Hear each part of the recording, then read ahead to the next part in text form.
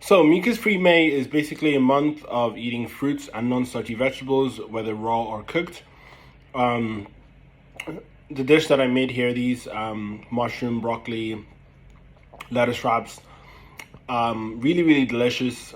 This savory lemongrass pea sauce that I made, really good combo, especially if you're looking something more savory.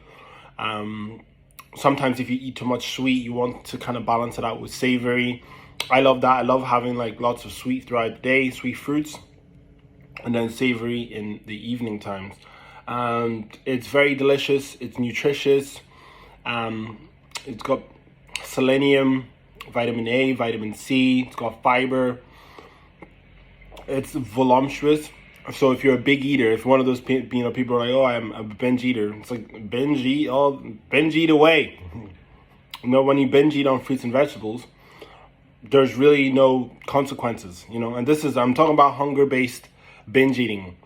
I'm not talking about like some psychological issues from like trauma or some like childhood issues where, you just keep eating past pain. You're in pain and you continue eating. I'm just talking about people who are just starving themselves, trying to be all like, they're trying to lose weight, they're trying to like get a good physique. It's just like, no, just volume eat healthy stuff.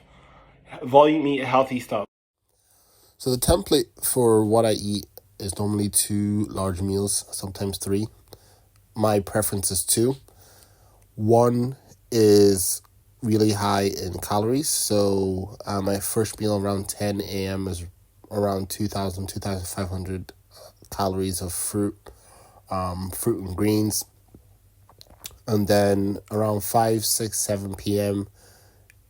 my dinner meal is high in volume, so this normally consists of lots of like cooked non-starchy vegetables and a raw component such as like romaine or iceberg or something like spinach thrown in there, and normally just throw in like a pea sauce or like a tomato based sauteed sauce, and or like something of that nature, and that seems to work really well for me. And I'll get into more of that in another video, but thank you very much for watching this. Peace, love, veganism. Like and subscribe, and I am out.